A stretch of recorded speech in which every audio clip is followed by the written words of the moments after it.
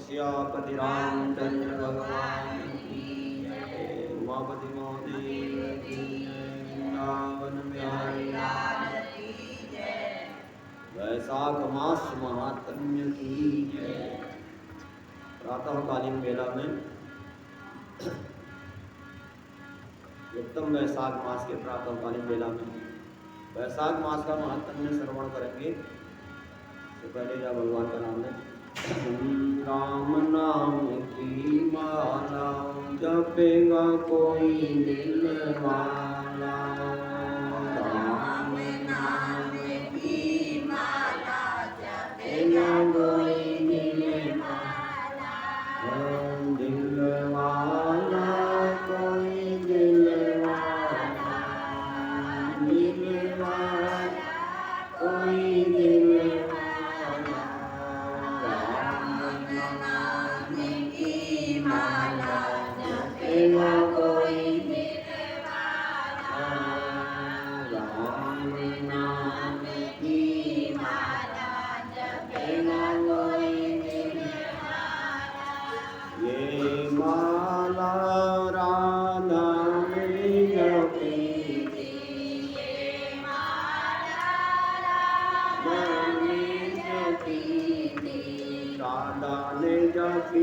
राधा मैया ने जपी थी। राधा ने जपी थी। राधा मैया ने जपी थी। मिल गया मुरली वाला जपेगा कोई दिल वाला। मिल गया मुरली वाला जपेगा कोई दिल वाला।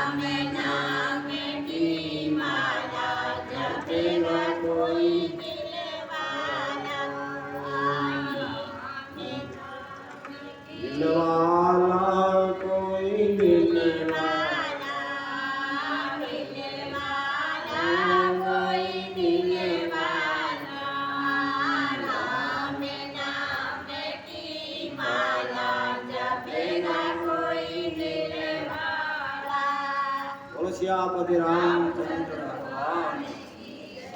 वैशाख मास महात्म्य की बहुत हो गई माला। अब कथा करो।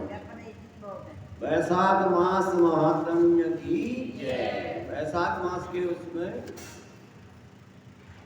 अम्बरीश राजा को नारद जी ने बताया, कामदेव ने भगवान शंकर के मन को मलिन कर दिया। तुम्हारी तरफ सही है, तुम बात कर रहे हो, जो बातें करोगे इसमें आ जाएगा सब।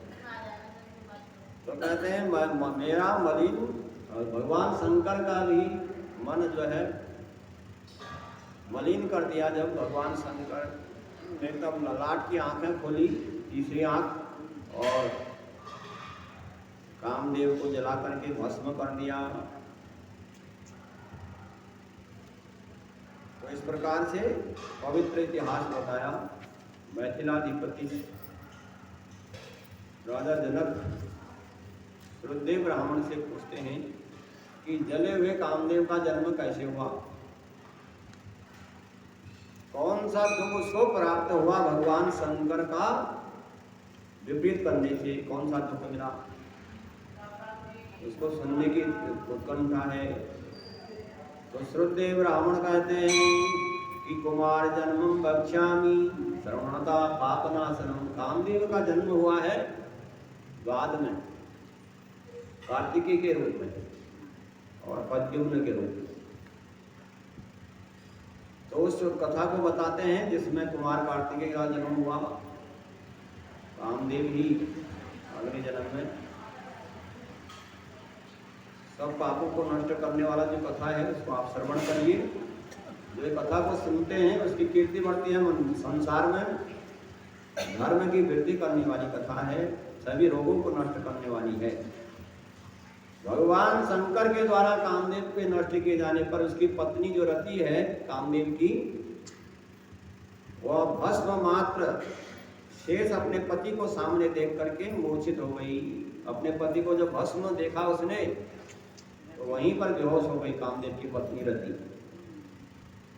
और जब होश में आई तो विलाप करने लगी, ऐसा विलाप करने लगी जिसके रोने से सारा वन जो है दुख वाला हो गया।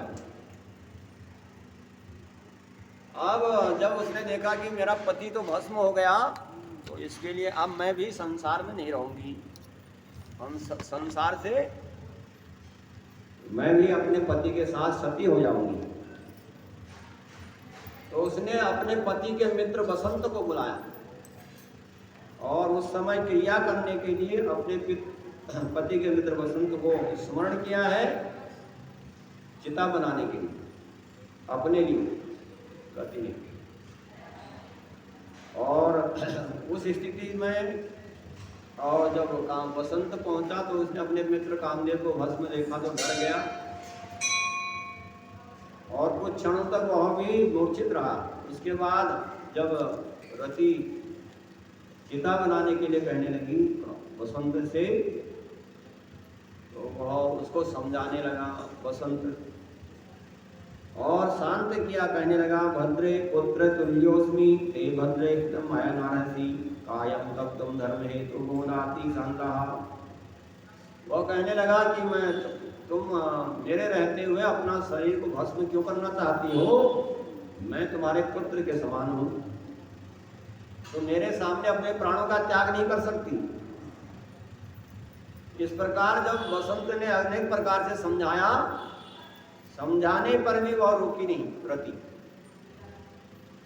समझाने के बाद भी रुकती नहीं है और कहने लगी कि मेरे को संसार में नहीं रहना, मन में ठान लिया। तब जो स्त्रियां है चाहे जब स्त्रियां हट करने लगती हैं तो उस प्रकार से तो कहने लगी कि मैं आप इस संसार में नहीं रहूंगी। बसंत ने जब देखा कि इसने मानना नहीं है तो उसने नदी के किनारे पर चिता बनाई रति के लिए। तो रति ने आकाश गंगा में स्नान किया, आवश्यक क्रियाओं को कर्म करके मन को आत्मा में विलीन करके जैसे ही चिता में प्रवेश करना शुरू किया था तो तुरंत ही आकाशवाणी हुई। भविष्यति ते पत्यम भैया विष्णु यादवा। तो बसंत ने तो चिता बना दी और वह उसमें चिता में चढ़ने के लिए भी तैयार हो गई। तो आकाशवाणी हुई कि हे पति में प्रेम रखने वाली, जो पति में प्रेम रखती है वो सती हो जाती थी पहले, क्योंकि वैदिक जीवन जो उसमें तो फिर बड़ा उसमें रहना पड़ता है नियम से। तो उस समय आकाशवाणी हुई कि तुम पति में प्रेम करने वाली, तुम चिता में प्रवेश मत करो, तुम्हारा पति का जन्म होगा महादेव जी के द्वारा और भगवान कृष्ण के द्वारा। तुम्हारे पति का जन्म होगा, 2 जन्म होंगे। तुम्हारे पति का जन्म होगा रुक्मिणी के गर्भ से और कृष्ण से प्रद्युम्न होगा, और तुम ब्रह्मा के श्राप से संबर के घर में रहोगी और वहां पर तुम्हें अपना पति प्रद्युम्न की प्राप्ति होगी। ऐसा कह करके आकाशवाणी चुप हो गई। आकाशवाणी ने कहा, जो मरने के लिए तैयार थी, मन में ठान लिया था, और रति आकाशवाणी सुनकर के रुक गई। तब शिव जी के द्वारा स्वार्थ साधक कामदेव के मारे जाने पर देवता लोग वहां आए।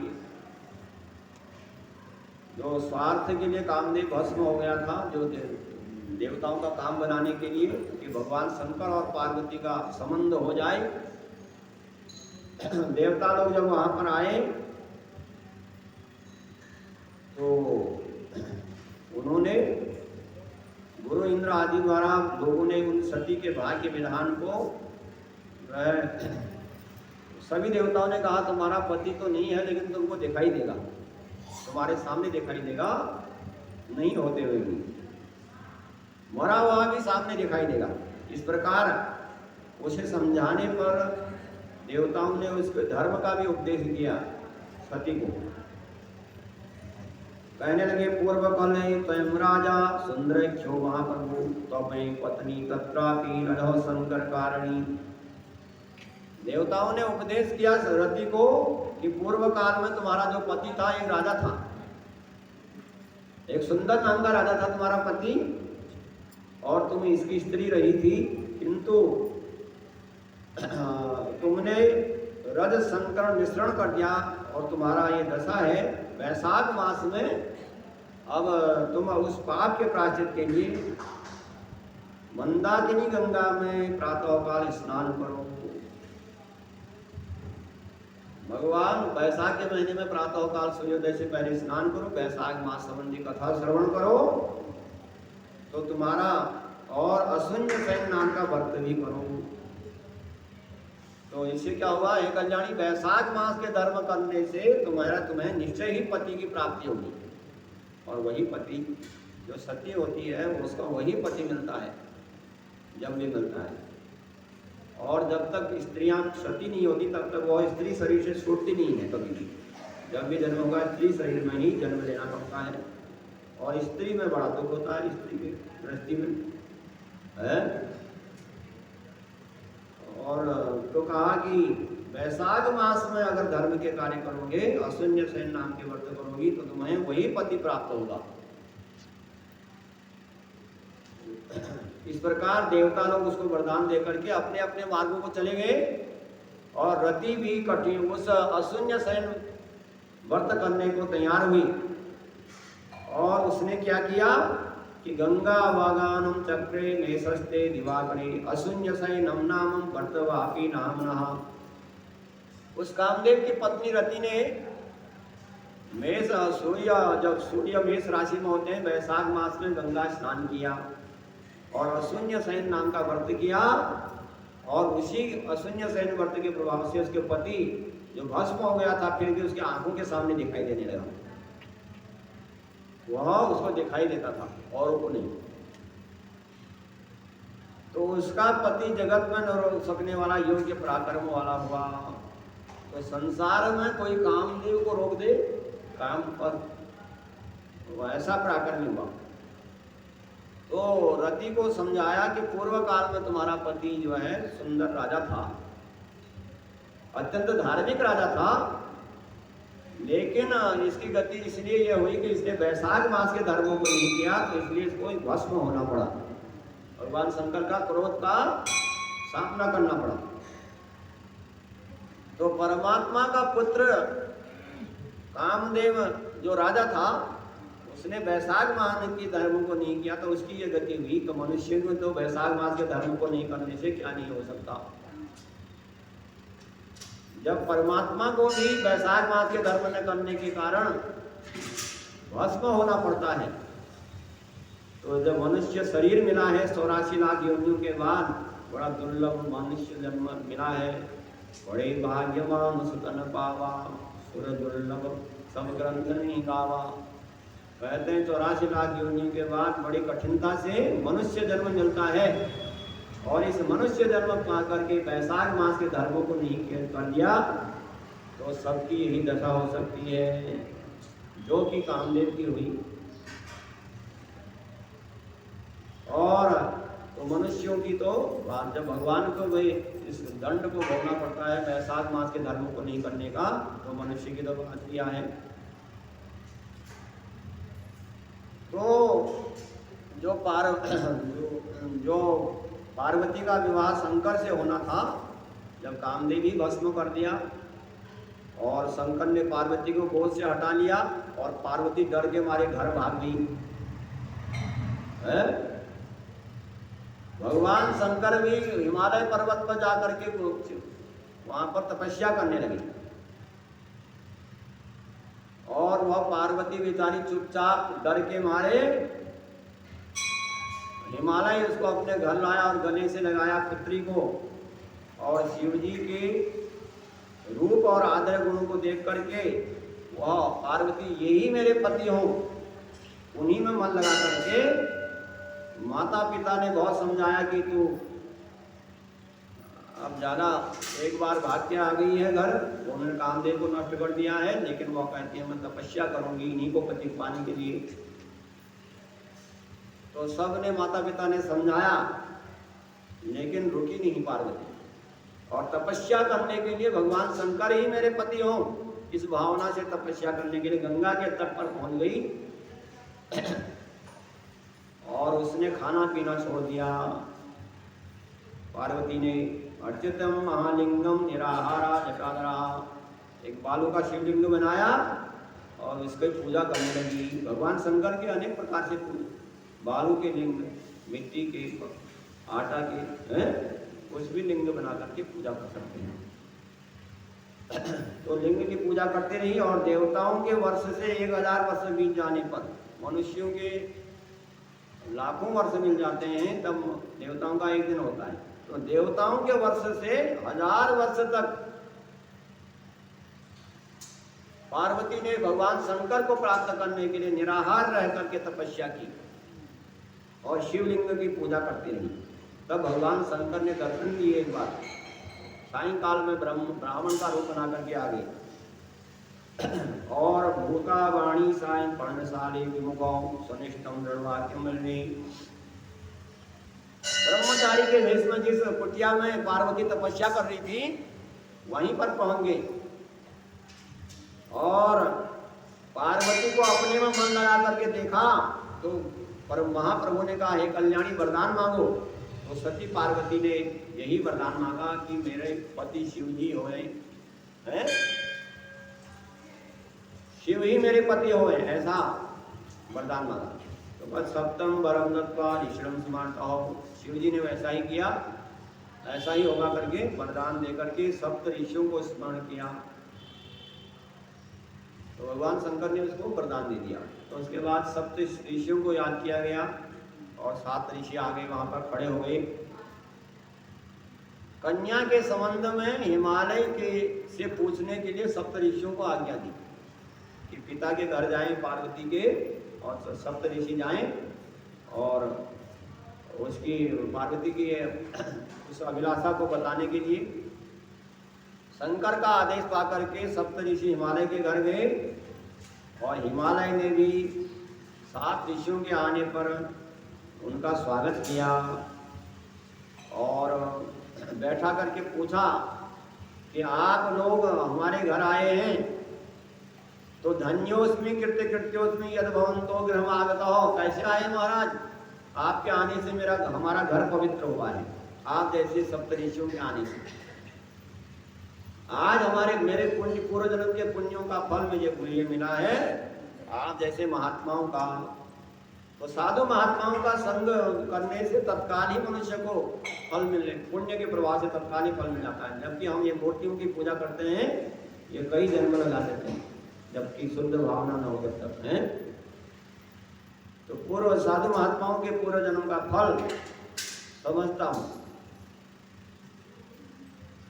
अर्थात आप लोग सर्वपूर्ण हैं, मेरे करने योग्य कुछ बात है, आपके लिए क्या सेवा कर सकता हूँ? हिमालय ने पूछा। तथापि गुरुतम वार्तन कर्तव्य मयादनो इत्युम प्रवाचन महागिरी। तो सप्तऋषियों से पूछा हिमालय ने, मेरे योग्य कोई कार्य हो तो बताइए, आपकी क्या सेवा कर सकता हूँ?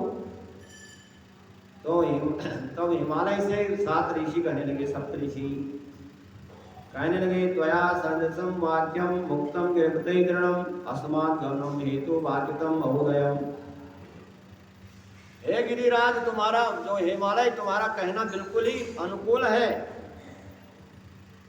तो हम लोगों के लिए तुम्हारा जो तुम्हारा कल्याण होने वाला है, तुम्हारी वाणी मनुष्य का किस लायक है उसके वाणी से पता चलता है कितना बढ़िया है?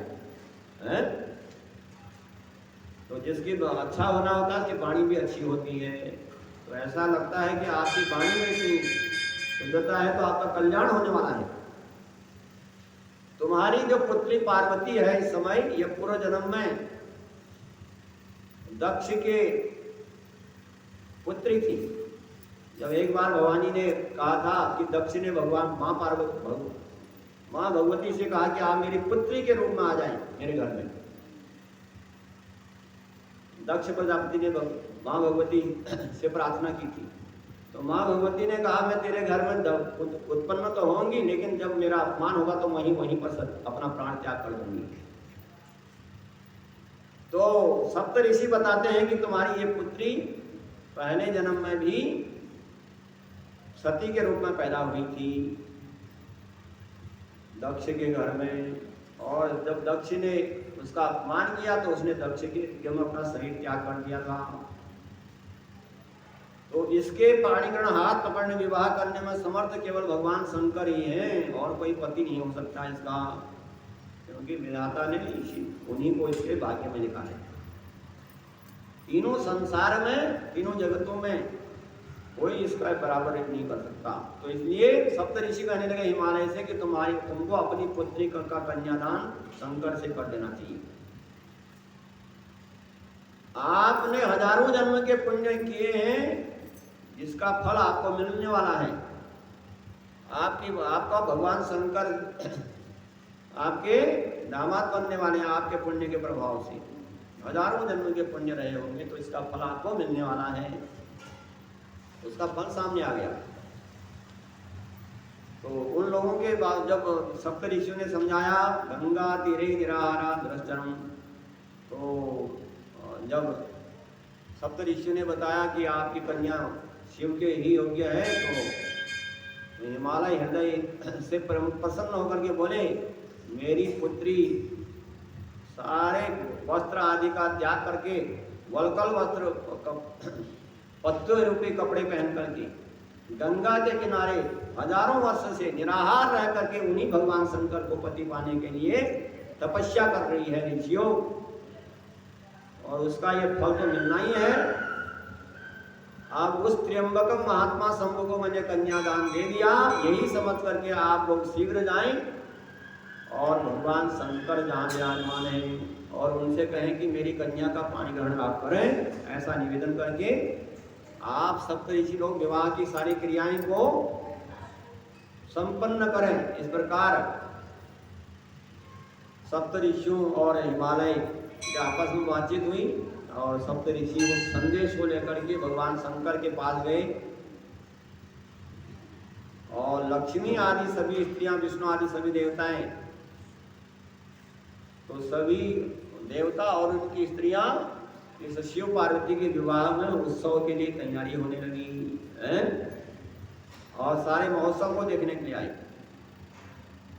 तो भगवान शंकर ने देवताओं, मुनियों और मातृकाओं को साथ में लेकर के बैल पर सवारी की है। शंख, मृदंग, नगाड़ा आदि वेद ध्वनियां।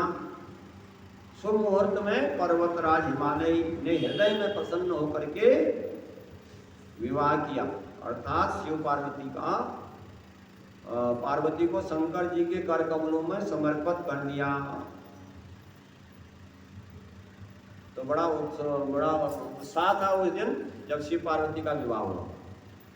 तो जगत का कल्याण करने वाले भगवान शंकर ने इस उत्सव के बीत जाने पर, इस विवाह उत्सव जो है उसके बीत जाने पर देवी पार्वती के साथ भगवान शंकर रहने लगे।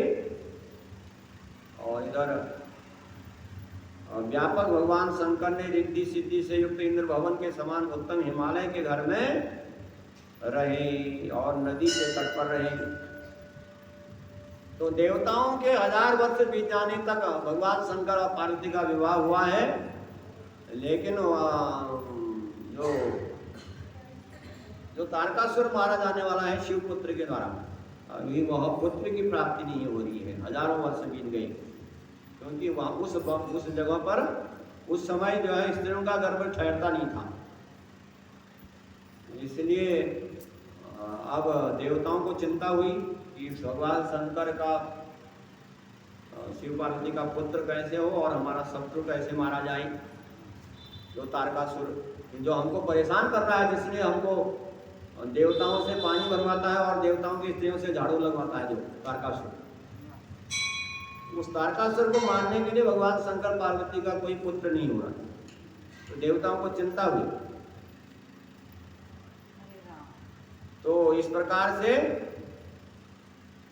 आपस में बातचीत किए और रास्ता ढूंढने के लिए देवता लोग अग्नि को आगे करके सम्मान पूर्वक कहा कि भगवान शंकर और पार्वती का जो पुत्र हो कैसे हो।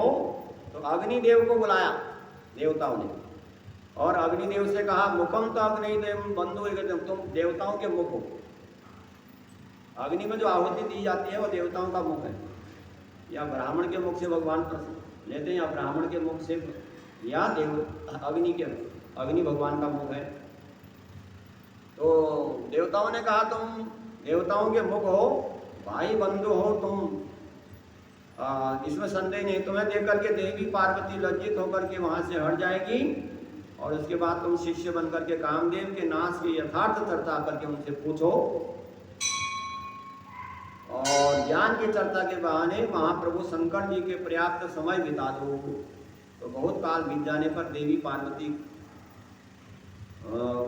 का कुमार को जन्म देगी। देवताओं की इस प्रकार प्रार्थना करने पर अग्निदेव ने कहा, ठीक है मैं जाता हूँ भगवान शंकर के पास, और प्रस्थान किया। और जब अग्निदेव वहां पहुंचा तो पार्वती गोद में बैठी हुई थी, लज्जित होकर के दूर हट गई और अत्यंत क्रोध में आए हुए भगवान से अग्नि ने कहा, दुर्बुद्धे तुमने विघ्न किया है, तो इसलिए तुमने अग्नि में दिया जाने वाला घी की दूध आदि श्रेष्ठ पदार्थ वाहन जो है, जो भी आहुति दी जाती है उसका जगत के यहाँ पहुँचाना मैं तुम्हें छोड़ता हूँ। ऐसा कहकर के भगवान शंकर ने अपना तेज उस अग्नि के मुख में छोड़ दिया और उस अग्नि का पेट बढ़ने लगा, जो गर्भ है उसके उसमें हो गया अग्निदेव की। अग्निदेव जलने लगे। शिव का तेज सहन करने में किसकी शक्ति थी? चिंता करते हुए देवताओं के पास गए कि अग्नि का गर्भ पुरुष है और इनके गर्भ कर दिया। तो अग्नि का तेज, अग्नि उस तेज को सहन नहीं कर पाई और देवताओं ने उस बात को स्वर्ग में कहा। तो देवता लोग अग्निदेव द्वारा कही बात सुनकर के हर्ष और विषाद में पड़ गए, दुखी हो गए। अब अग्नि का प्रसव कैसे हो, शिव का पुत्र इसमें से कैसे हो, क्योंकि तेज द्वारा छोड़ा गया वो भगवान शंकर का तेज अग्निदेव के पेट में बढ़ने लगा। 10 मास व्यतीत हो गए। अग्निदेव परेशान हो गए कि प्रसव का कोई साधन नहीं है, स्त्री नहीं है, तो छुटकारा कैसे हो। तो जब अग्निदेव 10 महीने के बाद भी परेशान हो गए तो देवता लोग अग्नि के साथ गंगा जी के पास गए कि गंगा माता आप ही सहायता करो। यह जो है गंगा को स्तुति की है और कहा कि तुम देवताओं की गति हो, तुम प्रायता देवम बाहु मंत्र तो शंभु का तेज आप धारण करो, क्योंकि यह अग्नि पुरुष है, तो बहुत तेज गर्भ होकर के अग्नि के पेट में बढ़ रहा है, यह स्त्री नहीं है, इसका प्रसव होना असंभव है, इसलिए उद्धार को दया करो। गंगा ने कहा ठीक है, मैं अग्नि से अपना इसको गर्भ धारण करती हूँ। तब मंत्रियों जब सिद्धों ने ज्ञानियों ने मंत्र पढ़ा और उस मंत्र के प्रभाव से अग्नि का तेज गंगा जी में छोड़ दिया, और गंगा जी में छोड़ने से गंगा जलने लगा। उस शिव जी के तेज को गंगा जी भी सहन नहीं कर पाई। गंगा जी ने कुछ महीनों तक शिव का भार ढोया, लेकिन गंगा जी समर्थ नहीं हो पाई, शरीर कमजोर हो गया, जल सूखने लगा। तो गंगा ने बहुत दुखों से व्याकुल होकर के उस उदरस्थ गर्भ को बाहर निकाल दिया और चारों ओर से जलने लगी ताप। तो गंगा जी ने उस गर्भ को सरपते जूट में फेंक दिया जंगल में, और वहाँ पर ऐसा सरपत का जंगल था जहाँ तलवार के जैसे ढाल थे पत्तों के, तो वह बालक वहाँ जाकर के 6 टुकड़ों में विभक्त हो गया। जब जोर से फेंका उस सरपते जंगल में, तो बालक 6 मुखों से में विभक्त हो गया। तो उसी समय ब्रह्मा जी के द्वारा भेजी हुई 6 कृतिकाएं, 6 स्त्रियां आई और उन्हें 6 भागों में बिखरे हुए भगवान शंकर के तेज को कृतिका विधि से एक शरीरधारी 6 मुख 6 मुख वाला पुरुष अति शीघ्र बना दिया। 6 माताओं को प्रसन्न किया, 6 माताओं का दूध पिया उन्होंने फिर वहां पर।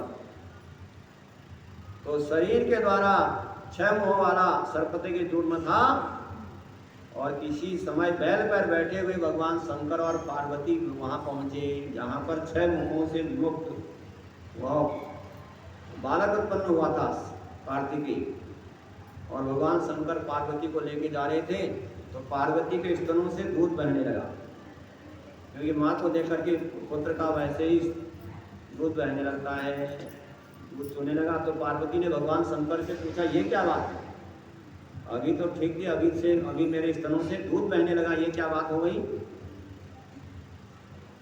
तो शिव जी ने कहा देवी सुनो, मैं कहता हूं तुम्हारे पुत्र नीचे पड़ा हुआ है? तो एक समय की बात है जब मैंने तुम्हारे जब अग्निदेव आया था, मैंने अपना तेज उस पर छोड़ दिया था और तुम छिप गई थी, मैंने अग्नि को बड़ा वो भी हुआ, अग्निदेव उसको सहन नहीं कर पाए और गंगा जी में छोड़ दिया। गंगा जी ने उसको सरपते जंगल में छोड़ दिया। जो 6 मुख वाला बालक तुम्हारा ही गर्भ में रहने वाला था, वो 6 आकृति वाला हो गया। इसीलिए माता को देख करके पुत्र को देख करके माता का स्तनों में दूध आना स्वाभाविक है। विष्णु के समान पराक्रमी वाले इस कुमार का पालन पोषण करो, तुम्हारा ये पुत्र है इस प्रकार से, और तुम्हारे नाम से इसकी प्रवृत्ति होगी। तो इस प्रकार माता पार्वती ने झट से बालक को उठाया, अपने स्तनों का दूध पिलाया और फिर कैलाश पर्वत को लेके आगे कथा बताएंगे करके। बोलो वैशाख मास महात्म्य की जय।